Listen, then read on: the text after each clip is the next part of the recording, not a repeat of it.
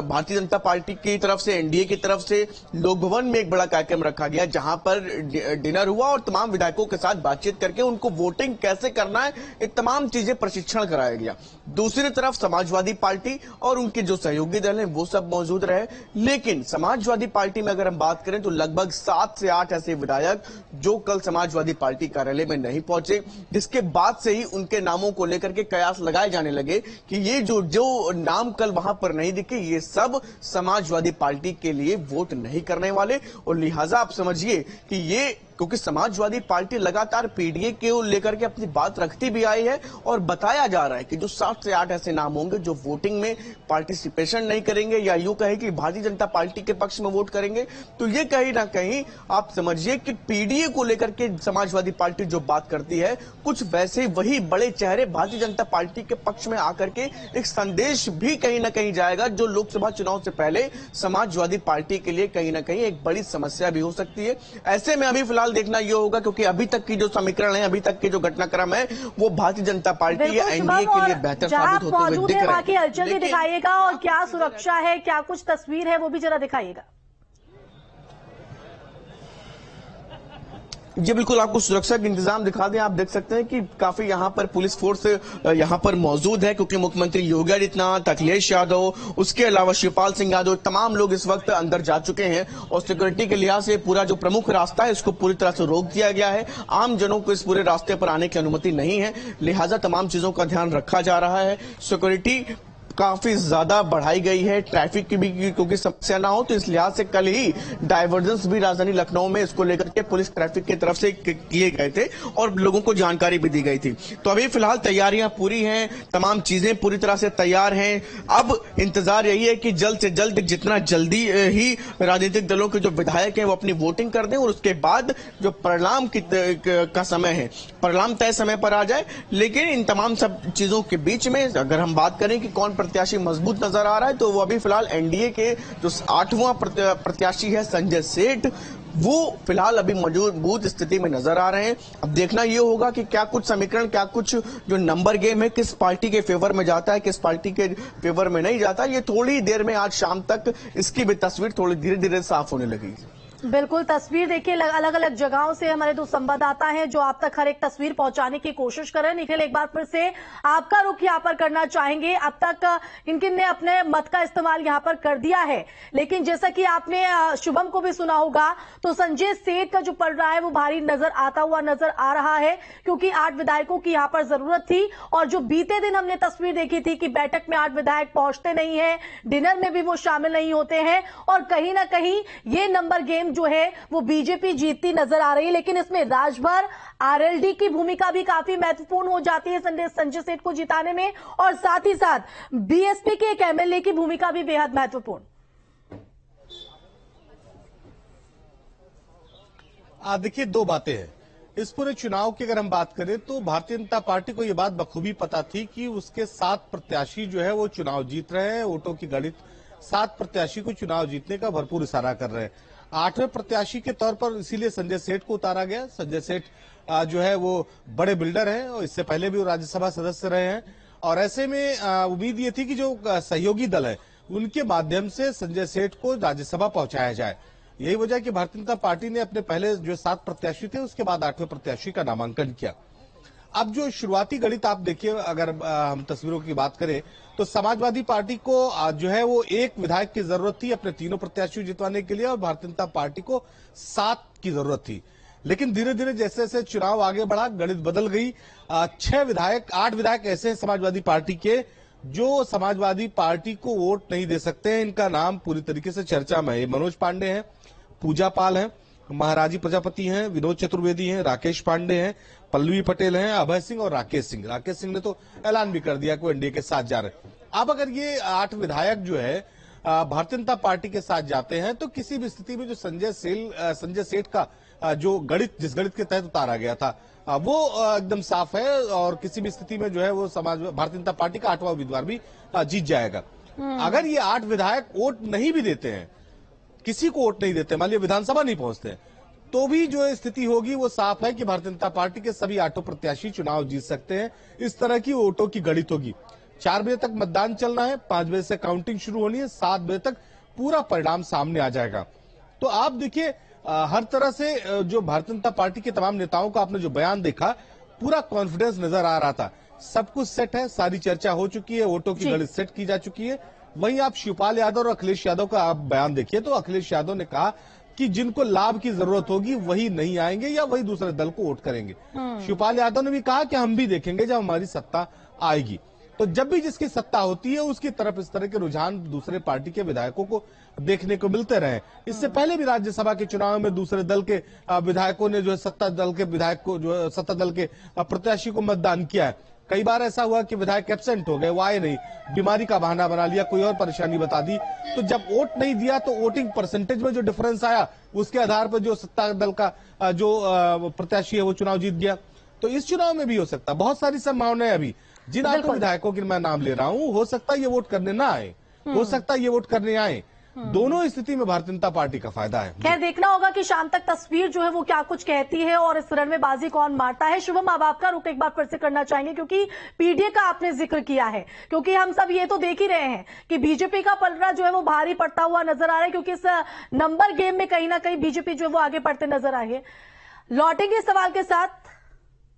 बल हमारे पास है, बहुमत हमारे पास है, सारे लगभग दल हमारे पास है और विपक्ष का एक दल बचा हुआ, उसके अंदर भी क्योंकि जब दल हमारे साथ आ गए तो विधायकों के दिल भी आ जाते हैं। और निश्चित रूप से कोई भी जनप्रतिनिधि प्रदेश में विकास चाहता है, अपने क्षेत्र में विकास चाहता है, अपने समाज और अपने क्षेत्र की सुरक्षा और समृद्धि चाहता है और सम्मान चाहता है। ऐसे में ढेर सारे विधायक वोट करेंगे और देखिए बम्पर वोटों से भारी अंतर से जीतेंगे हम लोग, क्योंकि समर्थन प्राप्त है हम लोगों को। सर, समाजवादी पार्टी के मुखिया अखिलेश यादव लगातार आरोप लगा रहे हैं कि आप लोग क्रॉस वोटिंग करवा रहे हैं उनको, उनके विधायक भी काफी नाराज चल रहे हैं। देखिए आज के दिन में परिस्थितियां ऐसी हैं कि विधायक अपने आप स्वतः हम लोग जोड़ने का काम कर रहे हैं। जो हमारी नीतियों से, जो हमारी विचारधारा से सहमत है उसे हम लोग जोड़ते हैं। ढेर सारे ऐसे विधायक हैं कि एक समय था उन्हें लगता था कि समाजवादी पार्टी की सरकार आ जाएगी, इसलिए वो उधर से थे और अब 2047 तक दूर दूर तक नहीं दिखाई देता है कि कोई एनडीए के साथ दूसरी कोई दल या दूसरी कोई पार्टी नजर आएगी। इसलिए ढेर सारे विधायक सभी दलों से आ रहे हैं। दल तो आ ही रहे हैं, दल के विधायक भी आ रहे हैं। और निखिल, अब आपका रुख करना चाहिए क्योंकि लगातार जो प्रतिक्रियाओं का दौर चल रहा है, जो विधायक वहां पर पहुंच रहे हैं वो अपनी अपनी जीत का दावा यहां पर कर रहे हैं। और संजय निषाद को आप सुन रहे होंगे तो सीधे तौर पर उन्होंने कहा कि 2047 तक तो कोई विकल्प नहीं है एनडीए का। देखिए संजय निषाद का जो दावा है वो उनकी रणनीति के हिसाब से दावा है, लेकिन अगर हम बात करें राज्यसभा चुनाव को लेकर तो अभी थोड़ी देर पहले इसी गेट से अभय सिंह जो है वो दाखिल हुए हैं। ये माना जा रहा है कि राकेश सिंह के जो है वो करीबी हैं। अभय सिंह समाजवादी पार्टी से विधायक हैं और अभय सिंह भी एनडीए को वोट कर सकते हैं।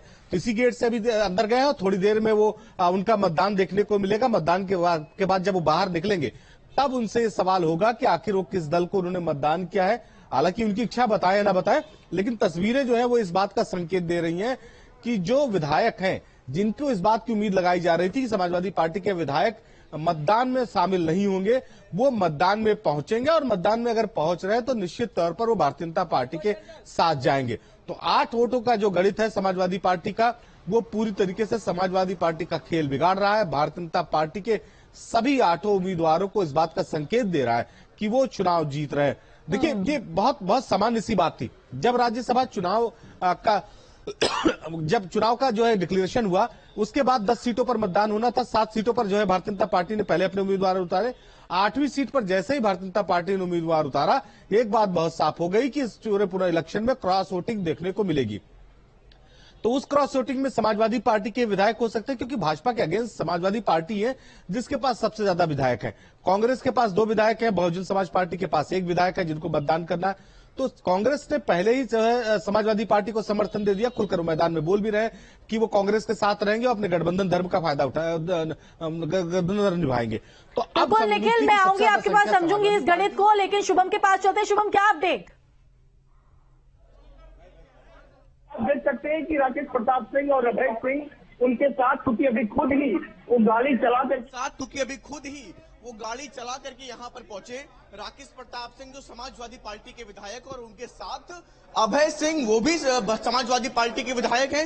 ये दोनों ही विधायक अभी फिलहाल राकेश प्रताप सिंह खुद यहाँ पर गाड़ी चलाते हुए विधानसभा परिसर के अंदर गए और अभी हमने उनसे बातचीत का प्रयास किया। हालांकि खोलकर कुछ भी बोलने को तैयार नहीं, लेकिन इशारों में अपनी बात उन्होंने कहने की एक प्रयास किया है। अब देखना यही होगा क्योंकि ये कह रहे नाराज है आप राम मंदिर में, कोई नाराज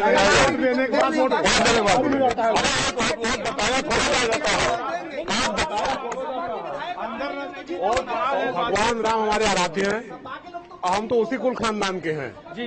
और इन लोगों ने नहीं जाने दिया था, तो प्रभु श्री राम के नाम पे इन लोगों ने दर्शन करने नहीं जाने दिया था प्रभु श्री राम के नाम पे जी।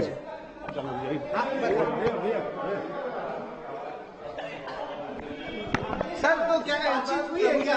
अखिलेश कह रहे हैं कि जो राम मंदिर कोई नाराजगी नहीं है, किसी से कोई नाराजगी नहीं है, अंतरात्मा की आवाज को वोट देना है।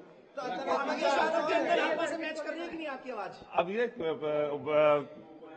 बता देंगे, अभी आपको वोट देने के बाद सब बता देंगे। जय श्री राम है, राकेश जी जय श्री राम है।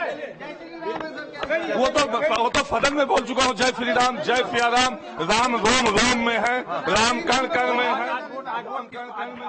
आपकी पार्टी के अध्यक्ष ने, आप लोग आपकी पार्टी के अध्यक्ष ने राम मंदिर जाने नहीं दिया था। आपकी पार्टी के अध्यक्ष जी ने राम मंदिर नहीं जाने दिया था। अभी सब बता देंगे, अध्यक्ष जी ने राम मंदिर नहीं जाने दिया। सब बता देंगे, इशारों में बता रहे राकेश जी। वीर आपके टीवी स्क्रीन पर। शुभम, एक बार फिर से आपका रुख करना चाहेंगे, ये जेस्टर जो हम देख पाए हैं राकेश प्रताप सिंह और अभय सिंह के चेहरे पर, इस जेस्टर को किस तरह से समझा जाए? उनके साथ, क्योंकि अभी खुद ही वो गाड़ी चला करके यहाँ पर पहुंचे। राकेश प्रताप सिंह जो समाजवादी पार्टी के विधायक और उनके साथ अभय सिंह।